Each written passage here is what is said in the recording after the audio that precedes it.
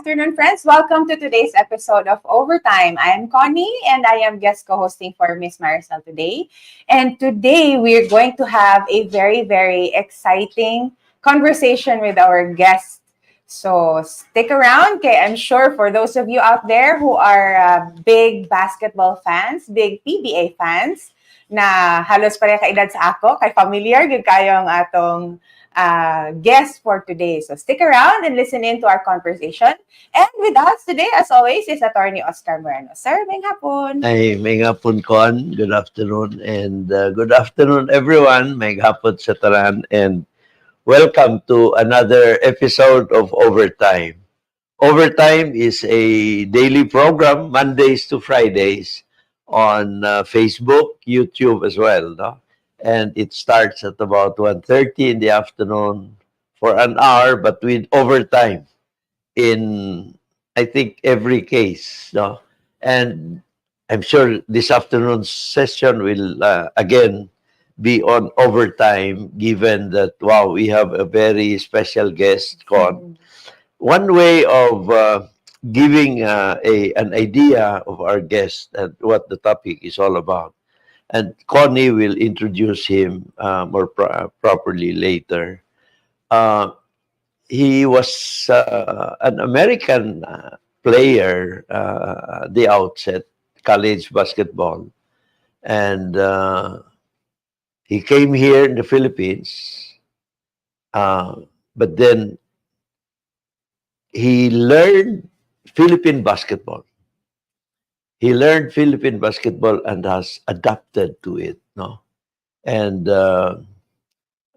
let's talk about his journey. And he still remains an American, but he now is very much engrossed in Philippine basketball in another capacity. Con, please do the honor of introducing our special guest. Yes, sir. But I don't think our guest needs further introduction. But let's check out other not too known details about our guest for today. So our guest for today hails from California, United States, as you mentioned, sir. And he was over here. He came over here in the Philippines in 1987. So mabukong yung edad. He came over here in the Philippines in 1987 in an invitational game, and eventually he made his mark in Philippine basketball, where he played for one of the most prominent and most successful franchises, the Alaska Aces, as their resident import gani ang giingon sa iyaha. So he was with Alaska Aces from Alaska Milkmen, I think they were called at that time, in 1989 to 2001, where he won several awards or several championships also. Better known as Mr. 100% himself. So currently, he is now with FEU Tamaraws as their head coach. So without further ado, let's welcome to the show no other than Mr. Sean Chambers. Coach Sean, good afternoon and welcome to Overtime. Wow, that's a great introduction. That's pretty amazing. Thank you very much for having me.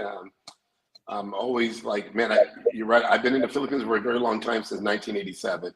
So the Philippines has been a major part of my life, and I'm always grateful to give thanks to all those wonderful people that have accepted me as one of their own. Yeah. Yeah, thank you very much, Sean, for accepting our invitation. No? And wow, let's talk about the journey of Mr. Sean Chambers, Mr. 100%. No? And you were born in California, and you grew up there, and you played college basketball. Would you like to tell us more about your college basketball in California, Sean? Yeah, sure. So I grew up in Sacramento, California, and then I went on to play basketball at Cal Poly San Luis Obispo, which is a small polytechnic school on along the coast in between San Francisco and Los Angeles. So it's right in the middle of both of those two major cities along the ocean. Very small town, very quaint town, but a very sports-oriented university. I was able to have some tremendous success there, where we won 2 league championships, and I was 2-time the league MVP. So what it prepared me for was, I think God always had a plan for me.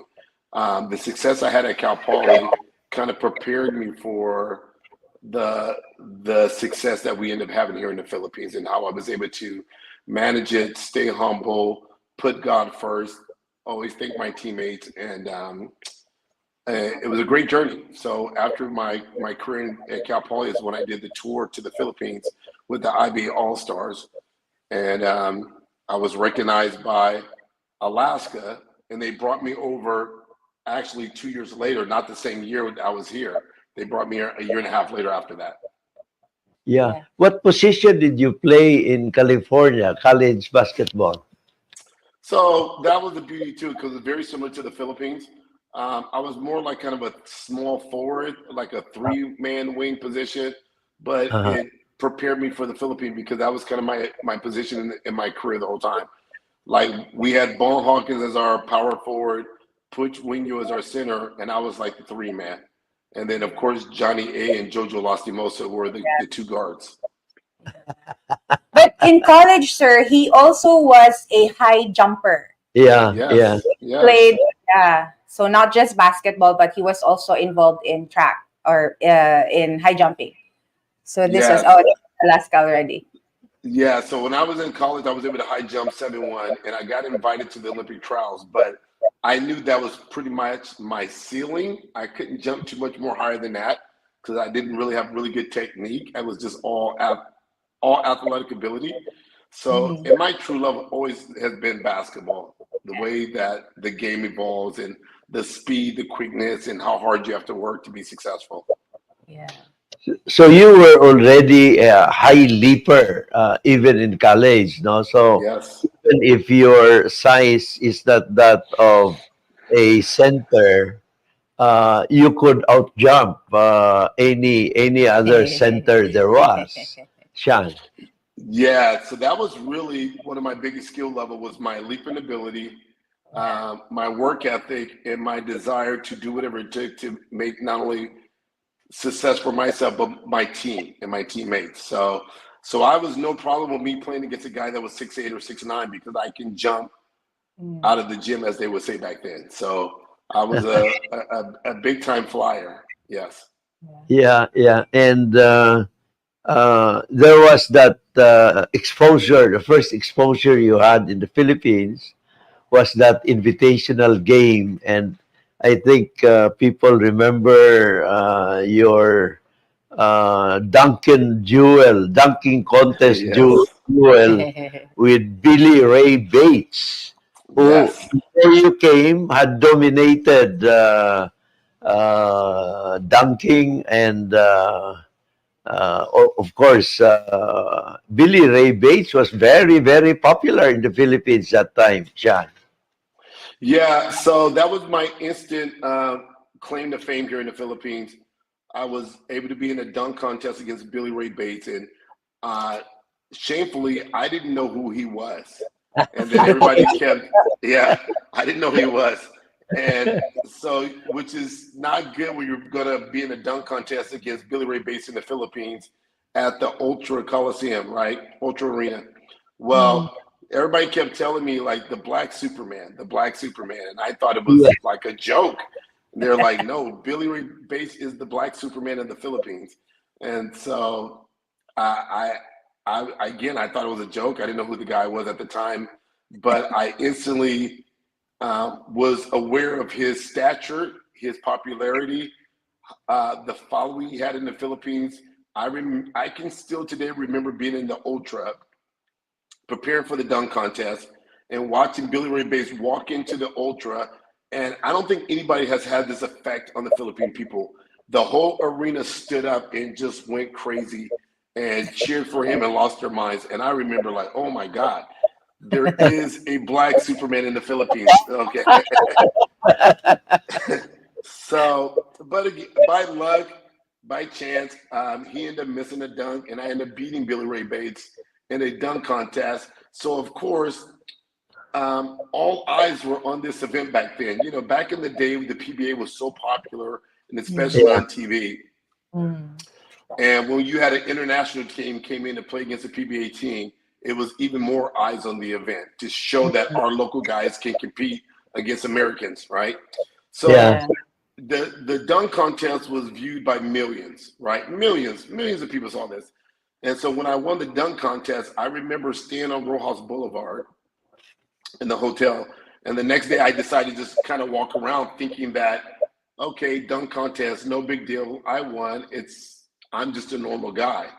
Well, I remember walking on Rojas Boulevard, like there's a Dunkin' Donuts over there, and I walked to the Dunkin' Donuts, and instantly I realized that I am now extremely famous in the Philippines. Yeah. Yeah. With Yes, Philippines being a basketball crazy nation, here in Cagayan, we're also basketball crazy. There's no doubt you would have been an overnight sensation because of that. overnight sensation. And by what happened was some of the little kids in the barangay, they wouldn't spread the word that I was in Dunkin' Donuts. After being in Dunkin' Donuts for about 5 or 10 minutes, the whole community was outside the door when I came out. Yeah. And That and and everybody kept saying, Ano Bayan, ikaw talaga, you beat the black Superman. How did you do it? But that was yeah. it was respect and it was with kindness. But they all wanted to touch me. They all wanted to shake my hand. Then it was Yeah. autograph. But I'm telling you, I kid you not. There was probably about 300 to 400 people outside the Dunkin' Donuts by the time I Oh finished my goodness. getting my Dunkin' Donuts. The word spread like a wildfire. He's in Dunkin' Donuts. Sean Chambers and everybody comes running from the barangays, and it was madness. But And this was the time before social media even, and you had, oh, yeah, this is old school word of mouth. yeah, yeah. But How did it was literally about 300 people outside the Dunkin' Donuts when I walked out of there, and they all followed me back. They all followed me back to the Celai's Hotel as I walked back to the old hotel. Yeah, and so of course by then the guards wouldn't let him inside the building at that time, but it was pretty crazy, but in and a respectful way. In a respectful way. and that was just the beginning, yeah. Sean. Just the beginning. Oh, talaga. Oh. And did you and Billy Ray Bates get closer? So funny story about. I'm gonna say about 7 years ago when I came back working with Alaska back then, still as a consultant. Yeah. I was flying back. It's on my Facebook page. I was flying back to the States, and I see this guy standing in line in the airport, and I go, "This is right 20 years later now." I go, "I think that's Billy Ray Bates." I haven't seen him since then. I've not seen him, and I know he's been in and out of the country at that time a lot. And I felt like a little kid now, right? I felt embarrassed. I felt like a little kid. I'm like, as we Uh, go through customs, we go through the security, and we get to the main part of international flights. I walk up to him. I go, "I'm sorry, sir." I felt like a kid. I'm like, "I'm sorry, sir, but I think you're Billy Ray Bates." And he says to me, he goes, "You stole my money when I won the dunk contest." You didn't forget. Yeah. I go, I wasn't for sure you remember me, but my name is Sean Chambers. He was like, "You stole my money." He goes, "You shouldn't have won. I should have won that." I'm like, "Oh, wow." So this is like literally like 20 odd years later. So I got to take a picture with him and I posted it and it went viral, of course, in the Philippines because he's still, no matter what, a legend, in Yeah, this country. yeah. No matter like, things that occurred in his life after, but he's still Billy Ray Bates, one of the greatest ever to play in this country. yeah, yeah, and you stayed a year and a half after that. You came back because you were recruited Recruited. by Alaska. Mm. Uh, Yes. and what made you decide? Yeah, Because I'm sure you had also, in fact, much better opportunities yeah, in the U.S. No. Uh, Well, not necessarily, because when we came over with the IBA All Star, there was a guy named Sugar. I can't think of Sugar Ray's last name right now, but he was one of the guys on our team. He was very familiar with the PBA and uh, the success of Americans in the PBA and the chance that you'll have an opportunity to get a job and make pretty good money back then. uh, And he was telling all the guys, like, if you play well, you're going to get signed. We'll get signed. So um, So at that time, we had also visited Korea. We had also Mm. visited Japan, and we had visited Hong Kong. Yeah. But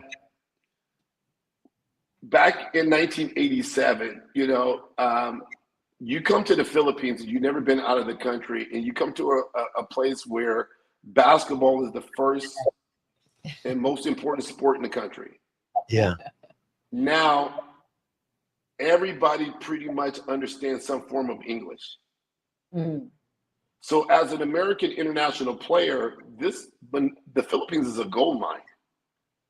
So, my desire was to come back here. I was just waiting for the right opportunity to come back. So, I Mm. wanted to come back to the Philippines. Uh, uh, Mm. okay. And So when I got the call from Alaska in 1989, it was that's a funny story because I was literally like in an airport. I was in an airport in Los Angeles and I get a call, again, no cell phone or social media. And you remember like the old school movie where you said you got a phone call on a white courtesy phone. You know? Yeah. So I get a call on the white courtesy phone and it's the team manager in Alaska asking me would I be willing to fly over. Mhm. But I would have to leave the next night in the wow. midnight. So I called my mother and said, "Hey, I'm going to go to the Philippines and I'm going to be there for like 3 months." And then Yeah. after that, I was here for the next 14 years. Oh, yeah. It's still What here. what was that Luigi Trillo who called you up? No, back then it was we had our team manager back then was Pat Aquino, and Ah, our okay. coach at the time was Bones Ordonado. Yeah, Okay, not yet, okay. not yet Yeah, engaged yet. yeah. And uh you had no offer from the other teams. I'm sure they were also eyeing you. Yeah, no, at that time it was Alaska had an import that wasn't doing well. Mm. His name, I think his name was, I think it was Sean Gay at the time. I think I can't remember, uh, or Carl Lott was his name. We had an import named Carl Lott. So he wasn't doing well. Alaska was in last place. They called me over. They had lost like the first 4 or 5 games, Uh, and I came over.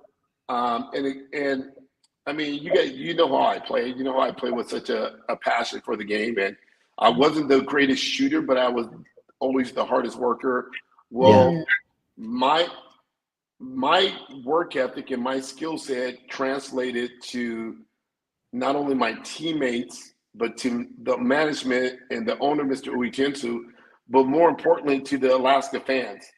They Yeah. just loved how hard I played. Mm. yeah, yeah. So it was an instant connection. So we ended up in 1989, we went from last place. That season, we finished in third for that conference. Oh, Yeah. and So the Alaska management they were so happy. The fan club was extremely happy. My teammates all took me in like brothers. And one of the things I'm big on is building relationship with my teammates. So I'm not an American outsider. I wanted to indulge myself into all the Filipino culture. And one of my best teammates ever was Abby Gadavin. yeah, Bet kinaban, yeah. uh-huh. Abby Gadavin. So one day we were driving together, and Abby would tell me like, "Sean, you're so loved by the Filipino people. The Filipino love how hard you play. Make sure that you always stay respectful, stay humble, and you're going to have a long career here." And that was my first season in the Philippines with Abby Gadavin. Yeah, yeah. Mm. Yeah. Abed Rabin was then with Alaska, or he was still Yes. with. Ah, Ay, was okay, with So okay. my first year, I had Abby Gadavin, Ricky Rulosa, Yoya Villamine, Bong Alvarez, Frankie Lamb. Uh-huh. yeah. Yeah, we had a lot of young guys. Rick Murata, Boy Oh, Kalahu, Eric Altamirano. It was a very talented team, but we were very yeah, young. See? yeah, very young. Frankie Lim, Frankie Lamb, yeah. yeah, and See, pictured Marata ka. was very young then. Rick Marata, yeah. Mm. Marata But is, yeah, Rick yeah, Marata, bless his heart, he was one of my closest friends. And God rest his soul, rest in peace, Rick. But those guys, because of my style and my humbleness, I was always accepted by all the locals. They just loved me and accepted me. Yeah, Yeah. yeah. And you also blended quite well with Villamin. Yes. Villamin is a power forward kind of player, and you had a good combination in your offensive and defensive rebounds, and of course in your defense. No, Oh, you were in the right team, the right people, and you had blended yourself quite well as too. No, and it was as if you were manna from heaven. No, you completed yes. the team, and the team had no other way but to climb up the ladder and went to dominate PBA basketball after that. No, that's good. That's good. And Yeah. So then the following year is when a lot of people don't know this, but I was with Alaska before Coach Tim came over. Mm. okay, So the following year, Coach Tim joined Alaska, and then we started the whole building up of the team and the process. And so in '90, we made it to the finals, but we lost to Pure Foods, Coach Mm. Baby DeLupon, and that really good team with Alvin Patrimonio and Jerry Corneliet and all those guys. yeah, And at yeah, that time, JoJo Lastimosa was with Pure Foods back yes, then. yes, Okay, yeah, in '91, Joe Lost got traded to Alaska. Coach Tim started to put his stamp on the team, and we won our first championship in 1991 Like what? against Right. yeah, against Ginebra. Oh, wow. yeah, yeah. Yeah, and the combination got better with the passing of time. Yes, And yeah, so yes. wow, So yeah, that's Yeah. a great picture. That's me and Joe Oh, Lost. wow. yeah, Yeah, me and Joe Lost. JoJo, a lot of people know that is my best friend in the world. He looks at me still today. He sends me food over here like every other week here to my house over here because I'm here without my family. So Mm. JoJo was also my biggest advocator during my career in the Philippines. So that's good. he is a true friend indeed. And Yeah. incidentally, Coach Jojo is from Cagayan de Oro. Is from Yes. where? Yes. Yeah. Yeah. So it's a small Yeah. world. Did you have a hard time acclimating with the culture here in the Philippines when you were first here in the 80s? Um, Probably the only thing that was the most difficult part was you had no cable networks back then, right? You had no Yeah. TV stations, so Yeah. um, I fell in love with Betibo so I can learn how to speak Tagalog. You Oh know, my gosh, Betibo was Mati! Yeah. yes. So See? so I learned how Compact. to learn my Enid, food, Yeah. everything all on Betibo, counting numbers.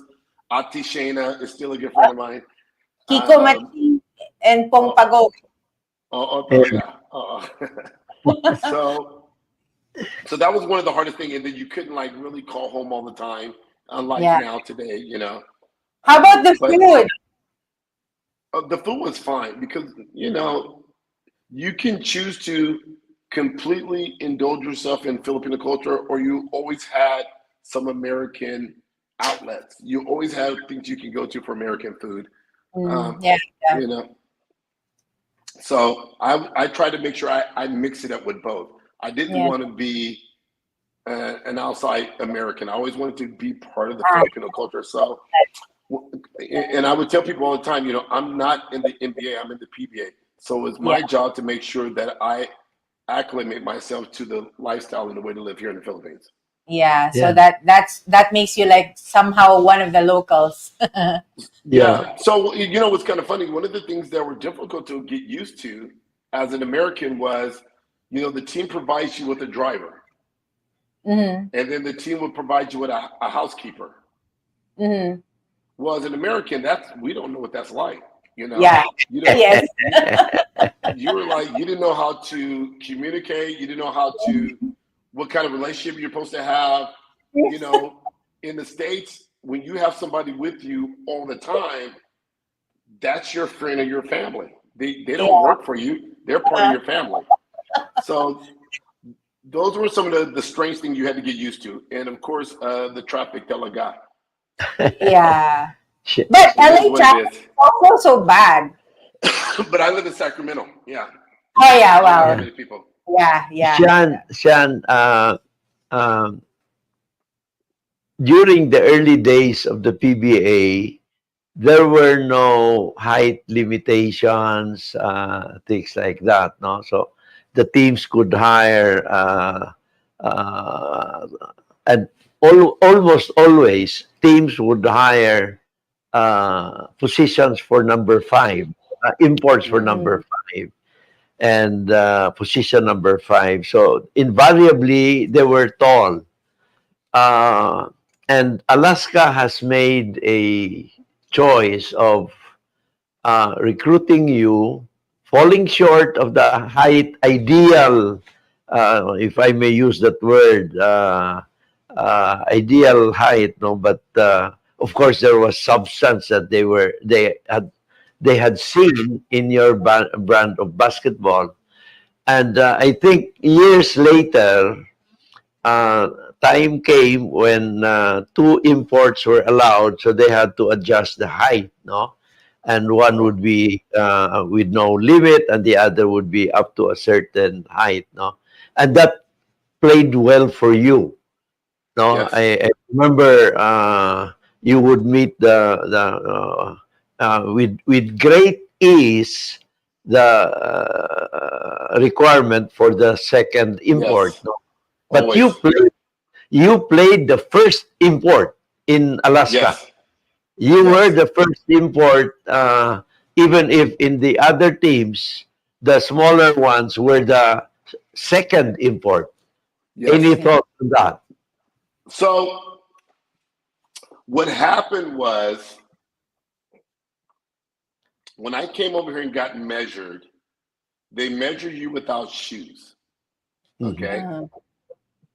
And so I came in, I think originally for a tournament that was supposed to be for 6'3" or 6'4" imports, the first Mm, conference. mm, But then when they measured me, and you only get measured once, diba? They never measure you again after that. Yeah. So when they measured me, I was measured right below 6'1". really? Yeah. So when I was measured right below 6'1", Yeah. the management team started cheering and super excited because the next conference was one American at 6'1". So therefore, I qualified for every measurement for the rest of my career Okay. because the lowest they would ever go is 6'1" or 6'3". But what it did eliminate, honestly, was Bobby Parks because Bobby Parks was starting to dominate the league, but he could not play at the 6'1" conference. So now you have a Yeah. guy like me that's really kind of a small forward, a big time jumper, super Yeah. Mm, physical, and mm, I'm definitely not a 6'1" player, right? I play much bigger than that. That's mm. right. So that's one of the things that is one of those God sent moments that made me successful in the Philippines. It was that Yeah. I was able to play like you're saying in just about every tournament. I could never be Mm, eliminated due to my height. I Yeah. see. And You. and Ah, so if there was a conference like 6'4", 6'5", 6'6", Kain Kaya, I was good Yeah. for those conferences, no problem.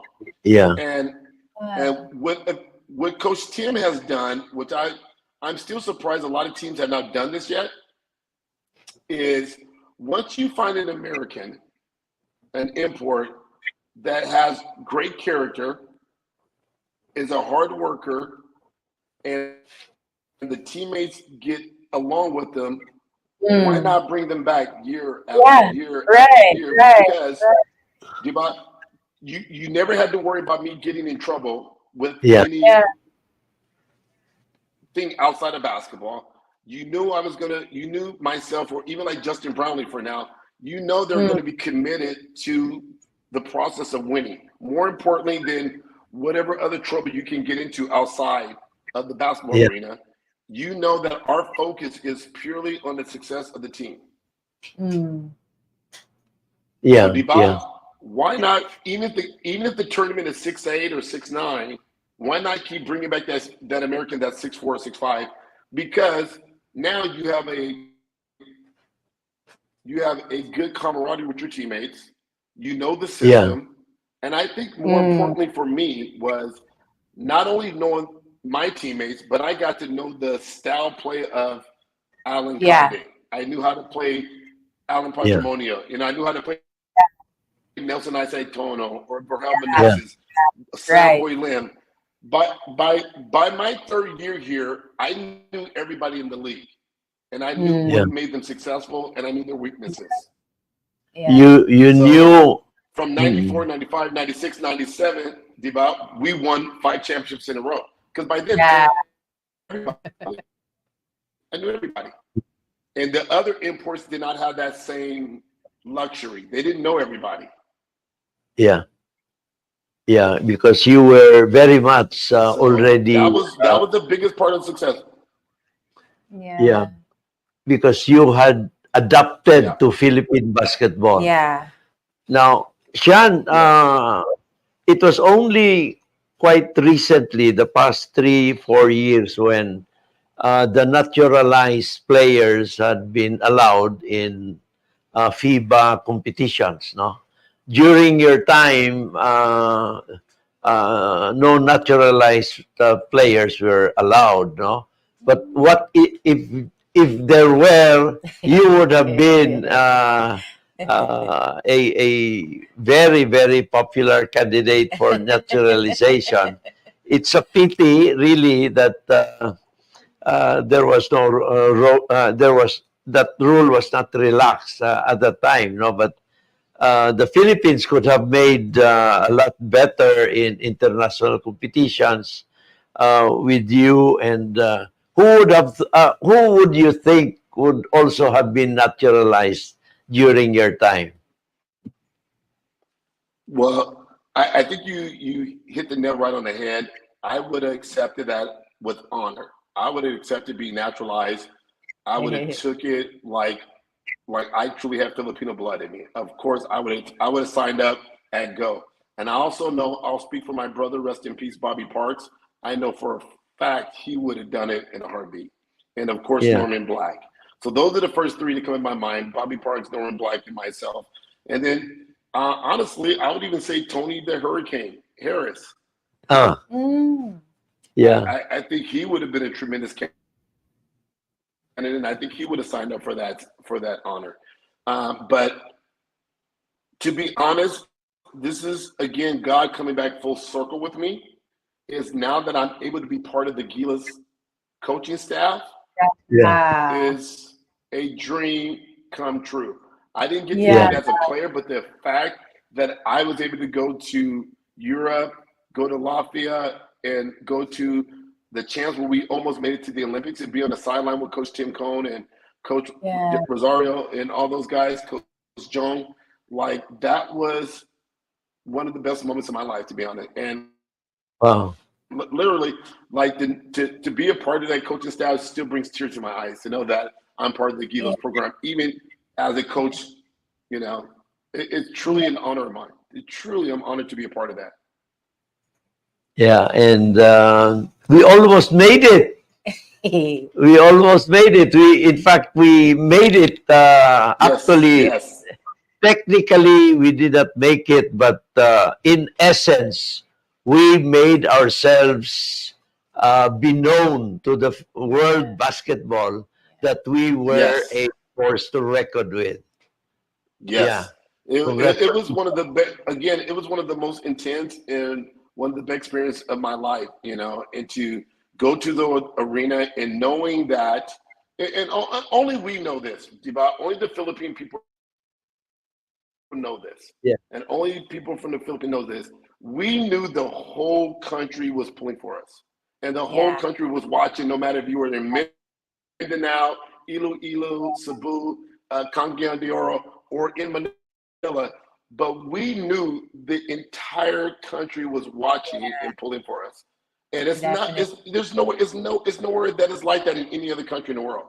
And we knew the Filipino overseas workers were watching and pulling for Yeah. us. I was getting messages from people in the States like, we're up at 1:00 in the morning, Laban Gilas, Laban, so um,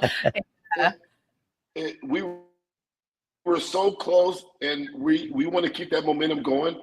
We're going to have games in November 21st and 24th here, but it's one of my biggest privileges in the world to be part of that team and being part of the organization.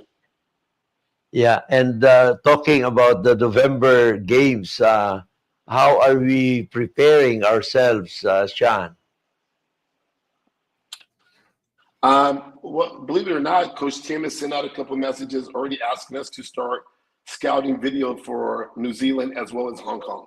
So, Coach Tim is in the middle of the PBA championship, but he's already talking about, we got to watch film, guys. Let's get going, And then, I'm in the middle of trying to get FEU into the Final Four, and we're taking care of our job in hand, but we also have the Gilas in mind to make sure that we make our fellow men proud. We want all Filipinos to be proud of the Gilas team. Yeah. And you mentioned about your other job at FEU. What made you decide to accept that? I like that shirt. What made you decide, Sean? College basketball in the Philippines may not be very exciting, especially at your level. But you have accepted that assignment. I this is, again, one of God's plans. My goal has always been to want to coach in the UAP. I've always had a fascination about the style of game in the UAP. For the last 15 years, I've been a school administrator back in California. So being able to tie basketball with academics it's very powerful for me, in that I'm able to help mold young college men and turn them into successful men outside of basketball. So my goal is not only for them to have a basketball career, but let's have a plan after that. And I can speak to that because I had to reinvent myself after being a player. I had to go back home and decide, what am I going to do next in my life? So I went into education, and I became a principal, a middle school principal, assistant principal for 15 years. And now that my son has went on to the University of Oregon, is when I knew, okay, this is the time I can now entertain a job back in the Philippines. So before this job, I was offered by a couple of PBA teams. I was offered by a couple other universities, but it just wasn't the right time. And this is God's plan. This is the right time. And I do feel FEU is the perfect place for me to be at. Yeah. And the That's a revelation. UAAP is a very, very competitive tournament, and it's anybody's game now, no? Of course, LaSalle is, I think, ahead, no? But anybody can defeat LaSalle anytime. Yes, that's the beauty of the UAP. It's like, I've never seen such parity in a league ever before in my life. Like, everybody can beat anybody any given night. Yes. So you must come with your A game every day, or you will lose. But it's also the beauty of, the 3 games that we lost at the beginning of the season. We lost by 1, we lost by 2 points, we lost by 4 points. So those games could have went either way, So, and then also the alumni, it's a different vibe. There's a different feeling playing for your alumni compared to playing in the PBA, for salaries, and you're dealing with professional guys. You're really playing for the love of your university at the UAP. It's a tremendous feel. And then after the game, you go out there and you do your fight song with your university. All right. When I was a PBA player, I dreamed of those moments of being associated with a university where I can go out there after a game and do my fight song. I dreamed of those moments. I dreamed them. Because now I'm living the dream. you grew up with in those moments in California, back there in California, as a college basketball player. And wow, so you're having a grand time. And what do you think are the chances of the Tamaraws, Sean? Yeah. Ah, I like So that. yeah, go Tamaraws. Well, we started off a bit slow than I would have liked to, but we also know it's a process. Mm. We are starting five freshmen, so or rookies. Oh. So Yeah. we were hoping for instant success, but it doesn't work that way. We had to Uh-huh. be able to get back in the gym, grind it out, and to be honest, I'm very happy where we're at right now. Like I said, we won three of our last four games. We're playing great basketball. You can see it all coming together at the right time. So yesterday in practice, I played a song called "We Started from the Bottom, but Now We're Here." Uh-huh. So we're going to continue to ride that motto now because we're here now. We're not rookies anymore. We're 7 games into the league. Everybody's understand what it feels like. Even for me as a rookie coach, it took me a while to get used to all the surroundings of a Mm. UAP game, the noise, the drums, the how many timeouts you get, and but we're here now, and I feel we can beat any team any day. Yeah, yeah, and of course, uh, UAAP is the competition is of course very tight and very stiff, and no quarters asked, no quarters given, Di ba? and Oo, talaga. and in fact, one good thing that's going for UAP is well attended. The games are well attended, Sean. Yeah. No, Yeah. phenomenal. Phenomenal crowd. Phenomenal Yeah, crowd. Again, the alumni and the student body support for UAP games is amazing. And when you're playing for your university and you're playing for all those other students on your campus, you got to Mm. play with a little bit more of your puso. Diba? So, yeah, and I tell my guys that every day. Like, this is bigger than just us. There's yeah. so many people that are pulling for you that represent FEU University. When we win, they're all happy. We're playing for their happiness. Right. Yeah, Right. yeah, and in fact, I think the crowds now in UAP games are much bigger than the crowds 2 years, 5 years ago. No, much bigger now. Yeah, and it's bigger than the PBA crowds. Like A Yeah, lot I was bigger. about to say. I was about to say. I think there's some I'm PBA gonna games. say it. Yes, it's very clear. Yeah. I Our Yeah. games are way more attended than the PBA Yeah. crowds now. Not even Yeah. close. Yeah. I Yeah. avoided saying that, It's okay. but of I'm part of course, the UA. I'm part of the UAAP. I can the promote beau- our league like that. Yes. I think the beauty of the UAP is that, like you said, anybody can beat anybody. Mm. No, so there's always that thrill, that there is always that uncertainty in every game. No, so whoever wants to win will have better chances of winning. And Oh, yeah, yeah, and of course, everybody practices hard. Everybody, of course, gets the call it the pep talk and inspiring words and all that. No, but of course, as a coach, Sean, uh, what do you tell your if this is not Secret. a secret, no? What do you tell your players, your team, before a game? basically what I just told you earlier is that um, we are playing for something much bigger than ourselves. So you Uh-huh. have to be able to look outside the room we're in and think about, for an example, let's say the custodial worker that works at FEU University that cleans up the rooms every day. Mm. Their happiness is determined whether we win or lose. The people that work in our front office, the kids that go to school every day, they don't get the same luxury as the basketball players. Like when you can make this bigger than just the 15 guys in the locker room is when we start playing for the whole university. I actually had the opportunity to meet the president or the matriarch of our university, the mother of the Montanola family. And I told her that we're going to continue to build a program that you're going to be proud of. And we're going to make sure that we play the right way. We're going to develop an identity that FEU will always be proud of, not only the coaching staff and the management, but for everybody associated with the university.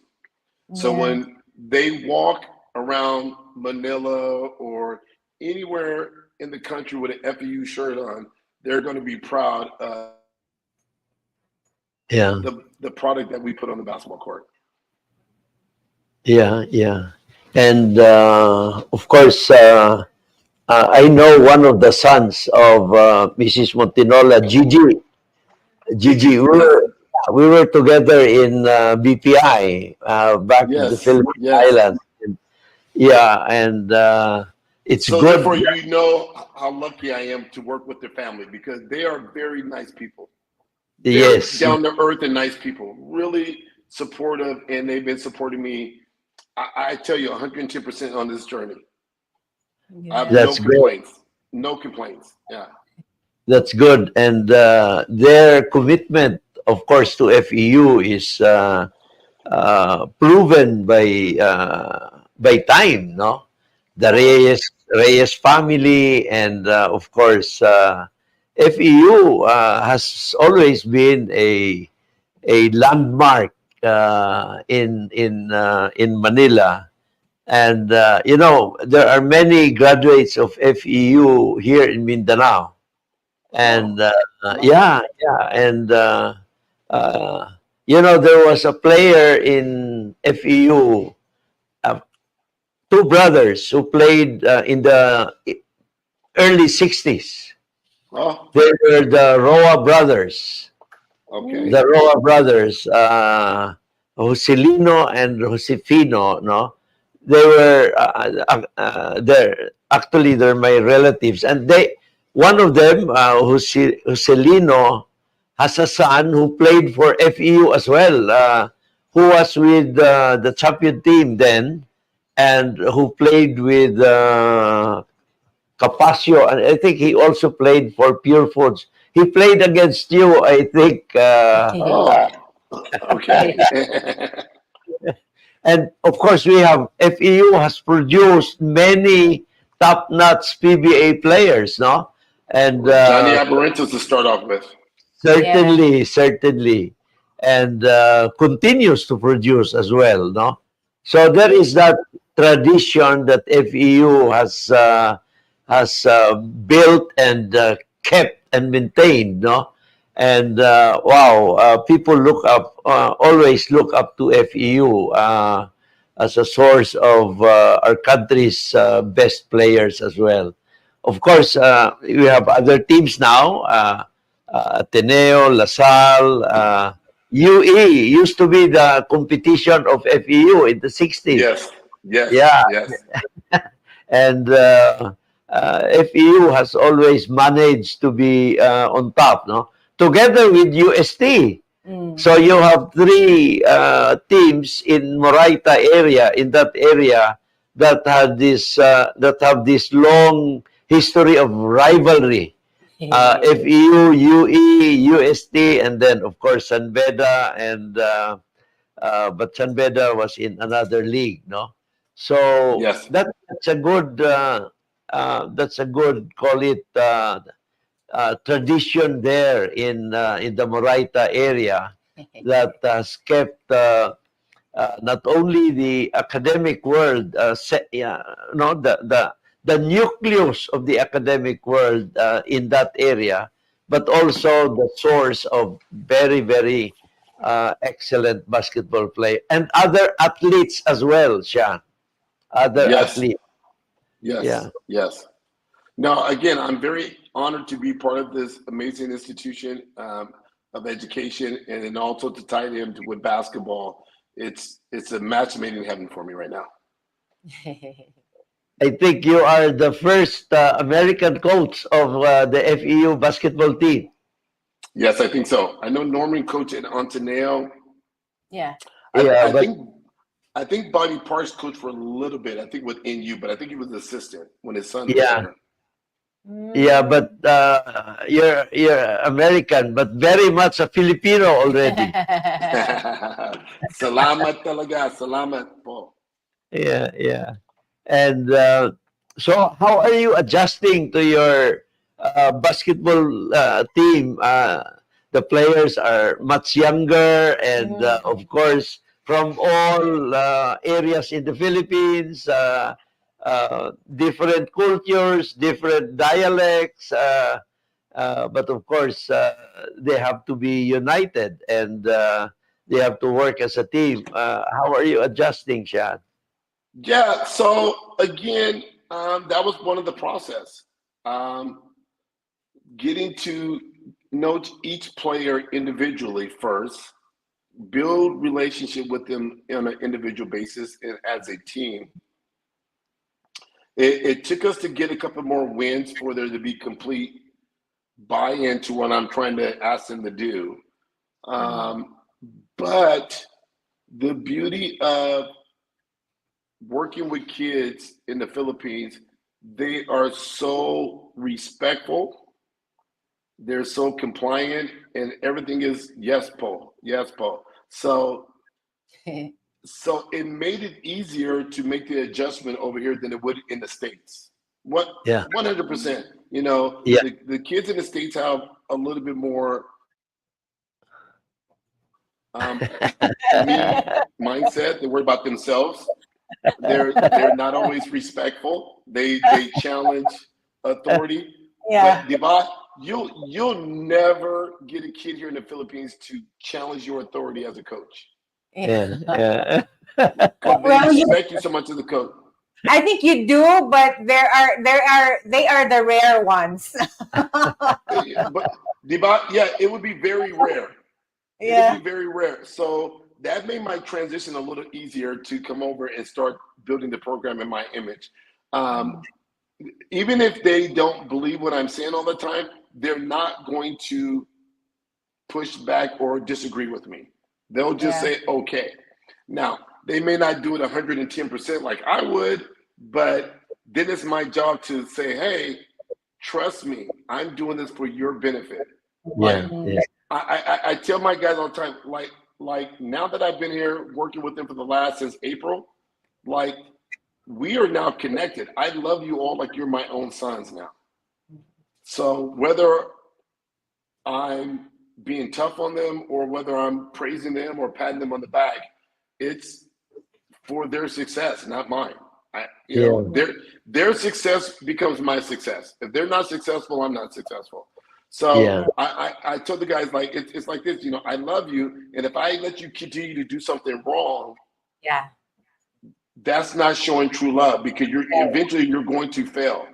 Right. Right. So they understand that now. They understand how much I really care for them and how much I want them to be successful. But it did take a little bit of time for it to not have the.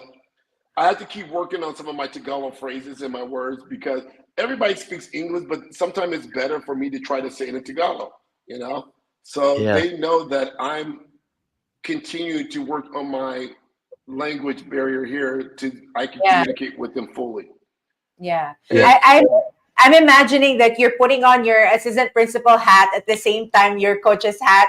You have to balance it, and then oh, I think it would help you in your approach with kids. Although with this setting, the kids that you handle are almost adults or maybe adults already, 18 years old and above. But still, there's that aside from the culture gap, if I may say, there's also the generational gap. I mean, yes, there really is a certain approach that you have to take when you're dealing with Gen Alpha, Gen Xers. yes. So once again, unlike other American coaches, Yeah. biggest support has been their parents because their Yeah. parents saw me play. the grandparents, they saw me play. So Yeah.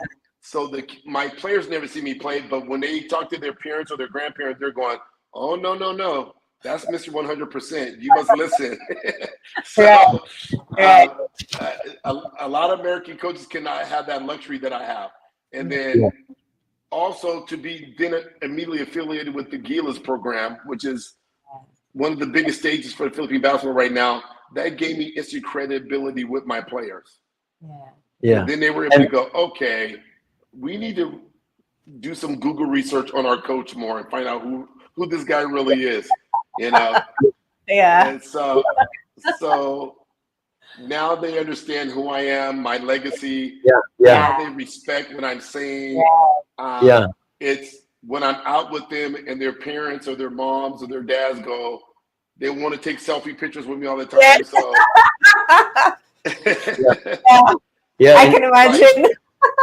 Yeah. I am still extremely popular with the Filipino crowd. 40 and Yes, over.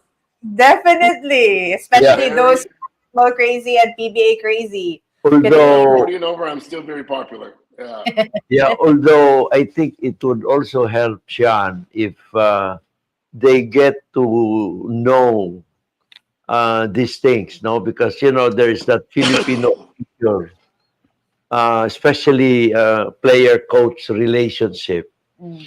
that a coach has to be viewed as somebody who is being idolized Mm. by the players, no? Mm. Right. And of course, to those who know you, you are their idol, like me. Yes. No, Yes. but the problem is these players are much younger, Yeah. Yes. and they may not have seen you play. They may Yeah. not have seen the crucial moments that Yeah. Sean Chambers had made Yes. Alaska win together with the team. No, so I think it would also help if they get to see some of your games. I suggest that so that they will know that Yeah. you are talking from your experience, and right? you have Uh-oh. credibility, no? Uh-uh. Let them see your games, your recorded See. games, and Okay. yeah, Okay. yeah. Okay. I think It's a good idea. I think it will also help them understand what you're saying, because you have played it and you have actually experienced it, especially the triangle defense and all that. No, these are the things that they will be at awe watching those games Yes. and Yes. realizing that they too would be like Sean Chambers. Yes. Or That's a good idea. teamwork. Yeah. And if NBA has hardwood classics, I think PBA would also have hardwood classics starring Sean Chambers. Certainly. Yeah. You have made PBA grow to what it is today. You are certainly a vital ingredient to that, Thank you. Thank Yeah. you. You have played a lot, and you have made a lot of thrilling moments, Thank you. more Thank you. exciting, and people shouting to the Yes. heart content and all that. No, you have made people cry. Yes. Yes. And I think Yeah. that's a testament of Coach Sean's how important he is to the PBA and most especially to Alaska. I think they've retired your jersey number 20. Yes. Yeah. Yes. So that's how So- iconic you are to the franchise. Yeah, so I'm one of the few people that their numbers retired, and I'm the only American player that ever had his jersey retired in the Philippines. Yes. Right. Yes. So that's a huge honor, but I think it's like you were saying, like in the '90s, PBA was at its highest popularity, and we were able to have success with Alaska by playing the game the right way, and so. As many of the Ginebra fans and San Miguel fans and Purifu fans and Shell and back then Sun Kids, as much as they hated us, they also respected us because of the way we played. So Yeah. now I'm dealing with a really unique situation now. It's like all those fans that used to cheer against us that didn't like us, they are now some of my biggest fans Uh, now. They see me and yeah. they're going, "Oh man, I used to hate you, but I'm so glad to meet you." So those are some of the people I'm taking the pictures with the most. Are like the He Never fans, the San Miguel fans, and the Pure fans. They would go, "Oh my God, you would break our hearts."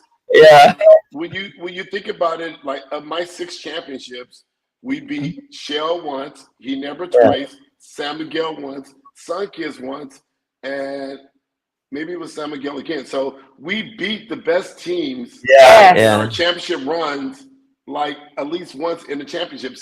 Yeah. Yeah. So that added to our legacy, that the team that Yeah. I have my Yeah. championships with or against, I Yeah. Yeah. should say, yeah. But now It- those people are amazing to me. I went to the He Never San Miguel game last week, and I probably took almost 1,000 pictures. Yeah, and I was like, Ano Bayani Ka talaga. I remember you guys used to say Chambers, lousy, lousy, lousy. So now they're super fans, and they just have Yeah. this respect and appreciation now. It's pretty Yeah. yeah. cool. It really Kasi is cool now. yeah, like what you said, those were like the heydays of the PBA. Yeah. Lots of great players during that time. And it was such a fun time to, well, I was younger then, but that was such a fun time to watch the Uh, PBA. And well, PBA is still fun to watch now, but those times were like, there are lots and lots of very good players. yeah. Yes, amazing, amazing culture back then. The PBA, amazing culture. Because, like you're saying, like the UAP back then in the PBA, anybody could win. Yeah. Shell, Pure Foods, San Miguel, Ginebra, Yeah. everybody had a chance to win a game, to win a Yeah. championship. Yeah. Yeah. Yeah. And of course, I wish we have a longer time, Sean, but Yeah. Shine is already Our signaling, Yeah, producer this is is saying it's and overtime. probably you need some rest. Are you going to practice today with your we team have or? practices. See, just for you, attorney. We moved practice early this morning from at 9 a.m. so I can be available for Oh, your show. oh my God! Thank you. We are honored. We are honored, Sean, and I'm Yes. sure. I'm sure many of our viewers now appreciate more than ever the value Yeah. of course, organization. No.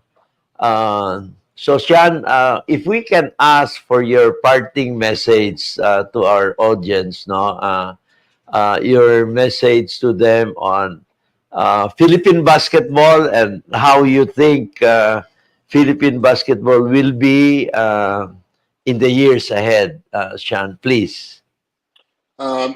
Like I had a message not only to my fans for FEU and everybody in the Philippines, but once again, I'm so honored to be where I'm at today. I'm so honored to be one of the adopted sons of the Philippine country and the culture. I'm gonna see if I can say this right again. What I said to my our fans at FEU, it was labang namin kayo at kailangan namin ang suporta niyo. Sama-sama tayo hanggang sa huli, mahal niman kayo. Is that good?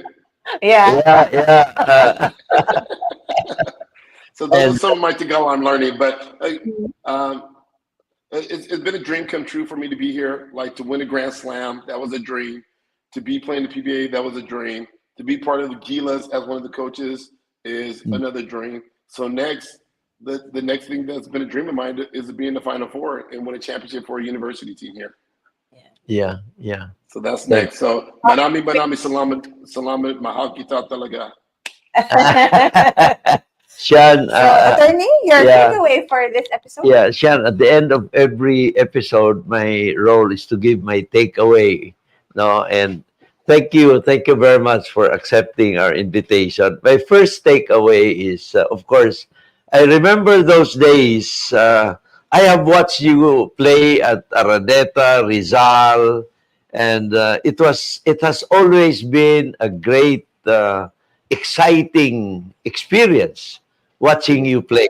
I've been there, and you know, you and your colleagues have made basketball really a something to look forward to in every Filipino's life.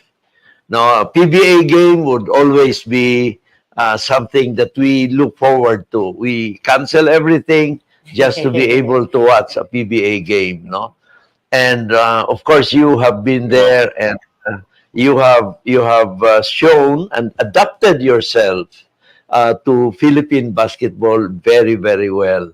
And my only regret, my second takeaway, is that during that time there was no the rule on foreign players has not been liberalized yet, no, and how we wish that some liberalization has been done that would have allowed you to become a player wearing the Philippine uniform, wearing the Philippine uniform, Yes. and the country would have been behind you, solidly proud of the team and proud of you. My third takeaway is now you are in Gilas, which is very, very special. No, I'm sure Coach Tim has seen in you the global experience that would help the Philippine team evolve to be becoming globally competitive,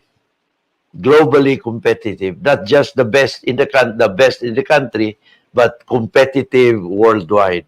And of course, you now have a new role as a coach of a UAAP team, and people are very excited. You are almost always quoted in the local in the Philippine dailies. So the Yes. whole country is excited, Sean, with what you're doing. No, so we wish you all the best, and we wish FEU the best in this competition. And thank you very much again, Sean. Con? Yes, Coach Sean, thank you very much. And I really had to control my fangirling for the past hour, so it won't take over the show. But again, we really, really appreciate your time, you taking your time to talk with us. And I'm sure all of those out there who are watching and listening to our conversation, shout out to one of my closest friend who was a diehard Alaska fan. I'm sure she's one of your biggest fans, si Dang. Hi, Dang. And we have a lot of basketball players here also in our studio, sila OG sir na nagtanaw. So thank you very much. I'm sure that a lot of us watching and listening in are very, very much entertained and pleasantly surprised with the information and the knowing you today this afternoon. And if you guys want to rewatch the show, you can do so here on our Facebook account, or you can check us out on YouTube and TikTok, where we have our special videos and our dance moves, our legal tidbits. And tomorrow, check us out in the evening. We have a radio show which is also streamed here over on DXCC, the long-standing radio show ni Attorney Oscar Moreno. And that's it for us today. Attorney, very much, Coach Sean. Thank you very much. And we wish you good luck in all your future games. We're crossing your I'd like to have FEU. you have to have one shout out to the young lady who set this up, Shine Casino. Is that Yes, her name? young lady. Thank you for setting this up. She's been very, very responsive in making sure I get all the information that I need to get this done. So thank you to Shine. Thank you very much, Coach Sean, and we wish you luck. Thank you. We'll see you all tomorrow. Thank you, Coach.